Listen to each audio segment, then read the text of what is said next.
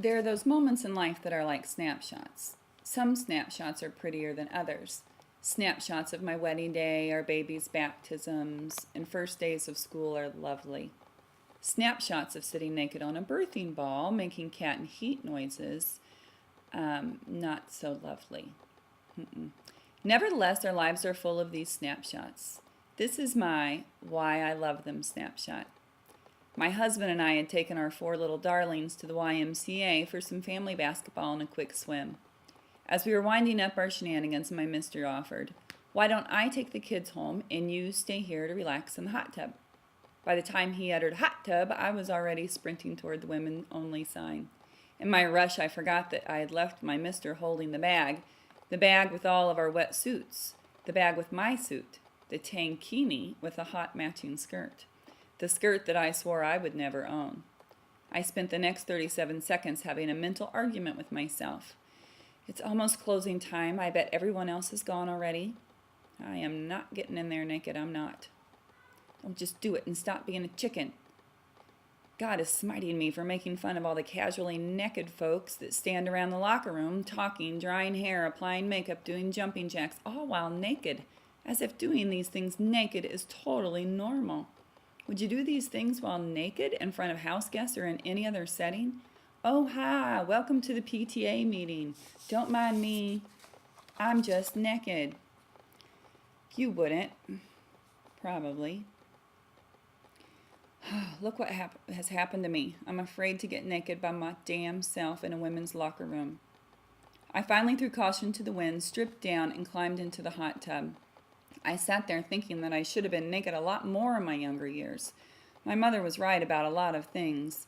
My blue eyeshadow did look stupid, and big hair was a big mistake, and that boy on the motorcycle was indeed trouble. But she was wrong about the naked thing. And I don't even mean in just the sex way. Maybe just a little. But mostly, I mean that I would have stood naked in front of my mirror more. Or at least once. I wouldn't have changed behind curtains in gym class, and I would have strutted my stuff up and down the beach holding a sign, "Check out my body," before 4 pregnancies stretched it to Texas and back. I would have appreciated my perky girls while they were still a 34B, before they became 36 longs. But I digress. These thoughts couldn't have taken more than 37 seconds before I heard the dreaded squeak of the door. I quickly positioned myself so that the intruder wouldn't be able to see my situation. Big mistake.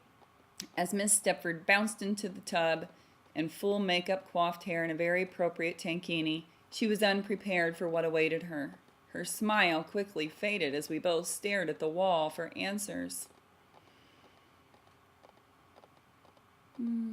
She lasted 9 seconds in the hot tub. She didn't even warn the young swimmer that she knocked over on her way out. Next up, college hard-body swimmer type. She also met the sneak attack. Not having the sophistication of Miss Stepford to look away, Miss Hardbody actually gawked. I could see that this was going to be a standoff. She was either too competitive to bolt, or she was frozen with fear. I contemplated an attempt at conversation, but what would I say? Just you wait. This is going to happen to your body, too. And I did know that "you want a piece of this" might be misconstrued. It was the third and final creak of the door that put me over the edge, sent me into naked, full-on freak-out. I couldn't take it anymore. I panicked. I bolted. And as I was leaping over Miss Hardbody Gawker, I assured myself that it couldn't get any worse. But I was wrong. The newest addition to my hell was a woman with a headscarf. The very picture of modesty had entered the YMCA locker room precisely in time to see a naked American woman flying through the air. It took another 13 seconds to get dressed and perform the run of shame to the lobby. I was shocked to see that my family had just reached the door. Had all of that just happened in such a short amount of time? Was I in the Twilight Zone? The naked Twilight Zone? My mister knows me well. He took one look at me and he knew that this was no time for silly questions. He spoke the sweetest, most romantic words ever. "Kids, run for the van."